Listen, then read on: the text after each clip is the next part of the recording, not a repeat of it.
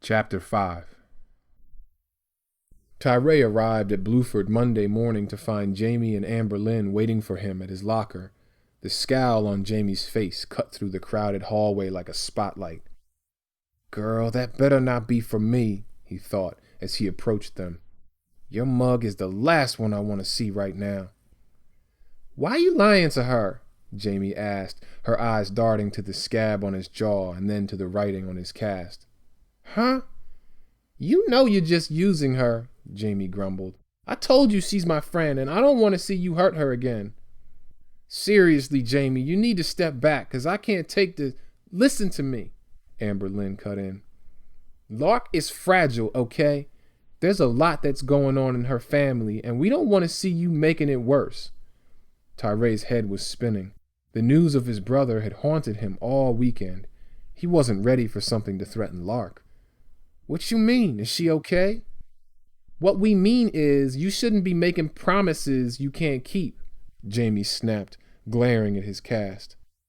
Amber Lynn stepped in before Tyray could respond. "What Jamie means is Lark likes you, Tyray. She really does." "Yeah, which is why you should just walk away now, because we know you don't care nothing about her," Jamie hissed. Tyray felt an urge to shove a book in Jamie's mouth so she couldn't talk. He was about to curse her out when another voice cut him off. "What's everybody doing here?"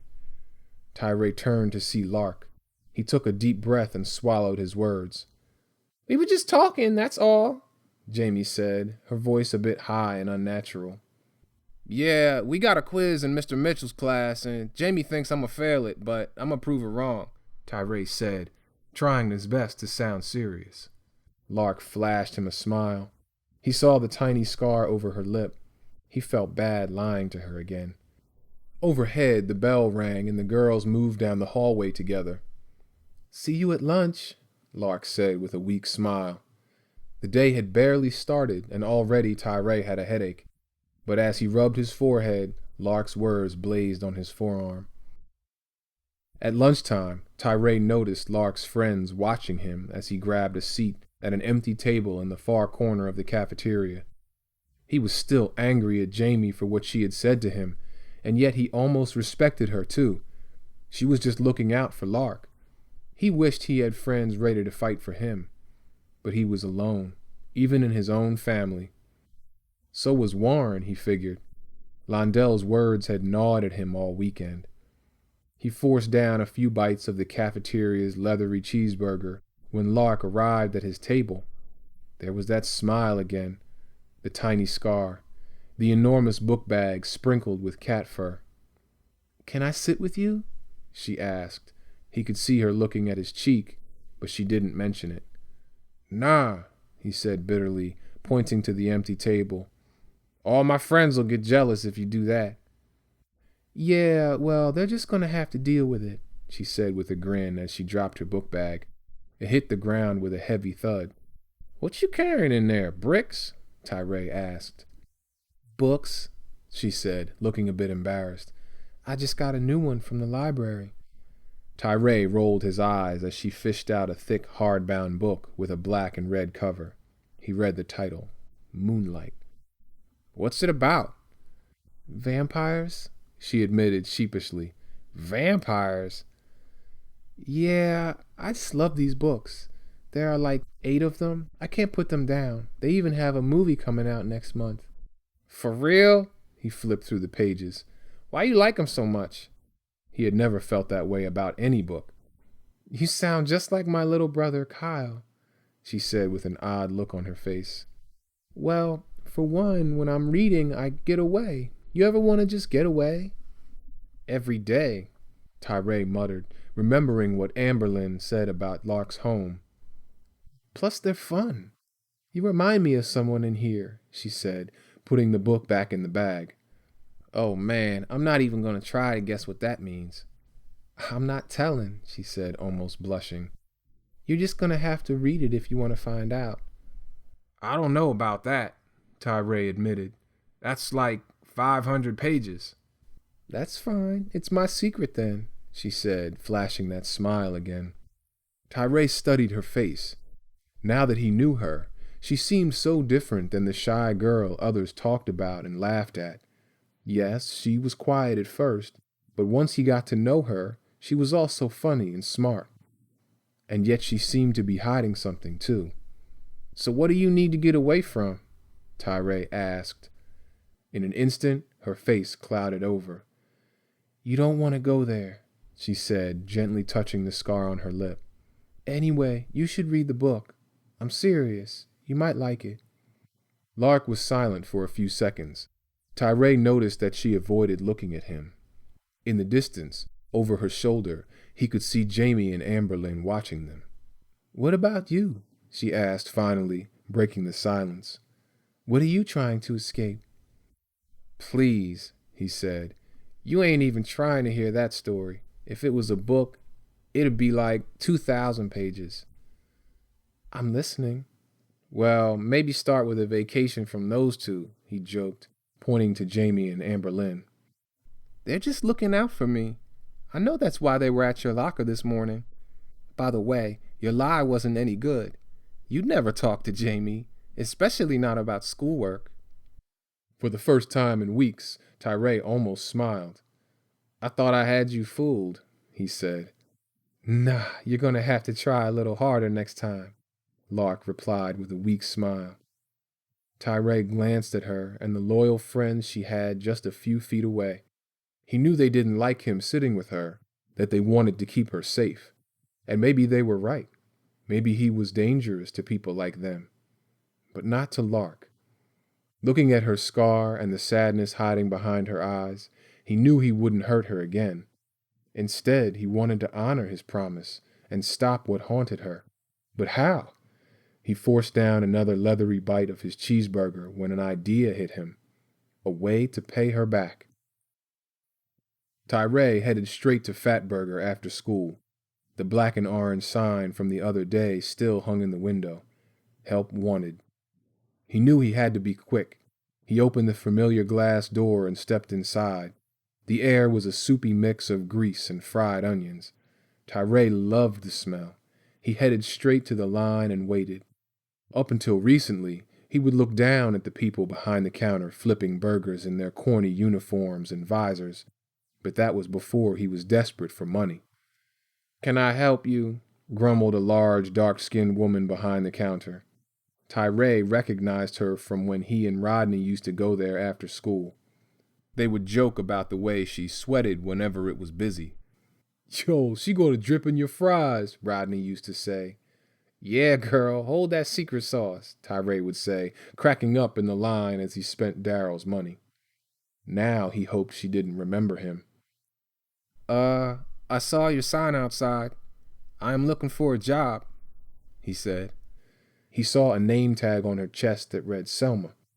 It was the first time he had ever noticed her name. Selma sucked her teeth and looked down at his cast. She scowled slightly before reaching under the counter and sliding a rumpled application toward him. "Next," she huffed. "Wait," Tyray said. "What do I do?" "Fill it out." There was an edge to her voice. He knew she remembered him. "And then give it to you?" "Mm-hmm. But you ain't gonna get hired, not with that cast on your arm. You can't cook with that," she said, straightening her visor. "Next." Tyray took the application and sat down in a nearby booth. What was the point? He figured. He knew Selma was going to throw his application away as soon as he finished it. He was about to crumple the paper himself when he heard a deep, rattling cough. The sound made him freeze. He knew exactly who it was. Bones. The wiry man crept to the front of the line and ordered. Tyray hadn't seen him since he had sold him the gun. He folded the application and shoved it in his back pocket. He wanted to run out. "Yo, little man," said the voice, as rough as crushed concrete. Tyray shuddered. Bones grabbed a greasy bag from Selma and came toward him. His skin stretched like worn paper over his skull. "What you doing here, little brother? What happened to your face?" "Nothing," Tyray answered. Just seeing Bones made his insides tremble. "I gotta go. I'm late already." "Late for what?" Bones asked. He reached a long finger in the bag and pulled out some French fries. Come on, let's go outside. Tyray got up and headed out with Bones following him. I really gotta go. I'm grounded. My pops wants me home right away. Bones swallowed heavily and dug out more French fries. You didn't do it, did you? He asked, examining Tyray with cold, unblinking eyes as they slowly walked up the block. Tyray knew exactly what he was talking about, whether he had used the gun. Bones had warned him about the gun the day he had sold it to him. Boy, you got a choice to make. This ain't on my hands, he had said. If you take that dude out, his face is going to be with you until the day you die. Be the last face you see at night before you go to sleep. Be the last face you see before you die. Tyray had ignored him at first, but later, when he stared at Darryl in the alley, he started to understand. No, Tyray admitted, suddenly feeling embarrassed. You get scared? Bones asked with a cold smile, ketchup dripping from his fingers. Nah, I wasn't scared. It ain't like that, Tyray blurted, his voice louder than he had meant it to be. I just couldn't do it, he admitted. 'Cause you was scared, Bones repeated with a raspy chuckle. No, I wasn't. So what was it then? Man, what's your problem? Tyray yelled. When I saw him lying there crying, I couldn't, okay? And then He paused and remembered the final instant he had turned the gun on himself instead. Look, I don't want to talk about it. I'm late. I ain't got time for this. Boy, look at my face. I'm dying. Don't talk to me about time, he barked, and he began coughing, a fit that ended with him spitting something rust-colored onto the curb. Tyray cringed. He didn't want to be near the sickly man with his wheeze and piercing eyes, and yet he couldn't just walk away. Years ago, I'd have busted on you for being a coward. Today, I'd say you was just being smart, Bones said, squinting at Tyray as if he were trying to read something he couldn't quite see. I'm kind of surprised, though. You had that look in your eye. I thought you was going to go through with it. He paused, taking a heavy breath. That's all right. I don't need no more blood on my hands. He tossed a fry aside as if it disgusted him. Not with where I'm going. Tyray squirmed. Man, I'm sorry, he said, but I really need to go. My dad already grounded me, and I was supposed to be home 20 minutes ago. A car passed by, and Bones crumpled up the bag of French fries. That's right. Old Gil Hobbs will get mad if you're late, right? That man's got issues, but I can't blame him after what he's been through, he said knowingly.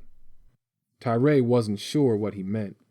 Then Bones's face suddenly grew serious. You seen your brother since he got locked up? He asked. Tyray froze. Bones's cheeks were slightly sunken, and his hands were gnarled with veins, but his eyes smoldered with invisible fire. Warren had mentioned him a few times long ago, but Tyray hadn't expected this skinny man to bring up Warren. Did he know something about what Londell said? Nah, why?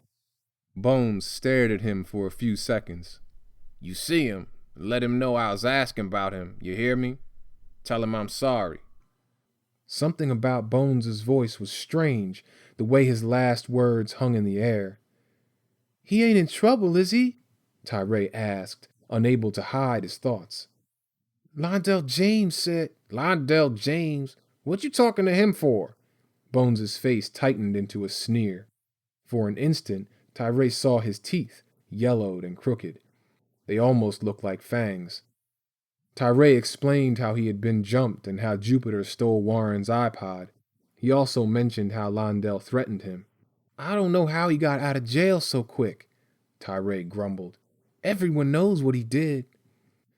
Bones scowled and shook his head as if Tyray had said something silly. 'Cause ain't nobody want to snitch on him. Everybody's too scared, so the police can't do nothing. You got any sense in your head, you'll stay away from him too, Bones said. Dude robbed me twice, Tyray grumbled, and he knows something about Warren. So what you gonna do about it? Tyray hated that he had no good answer. He shrugged in frustration. Nothing, I guess. That's right. You stay away from the James brothers, you hear me? You got something none of us got. You better keep it, Bones said. Man, what are you saying? Bones shook his head. Visit your brother and ask him. He'll tell you. Don't forget to tell him what I said, he huffed, walking down the street toward the corner. Man, I can't just go see him. My dad won't let me. Besides, I hear you gotta have an adult with you and some paperwork or something like that. Bones stopped and turned back to him. Tyray thought he heard him cursing under his breath. From a distance, his face looked almost like a skull, and yet the skinny man was scratching his chin thoughtfully as if he was planning something. You want to go, you meet me next Sunday morning, 10 o'clock, right out here at the bus station. I'll get you there. For real? Tyray asked. Bones slipped around the corner without a word, disappearing like a shadow.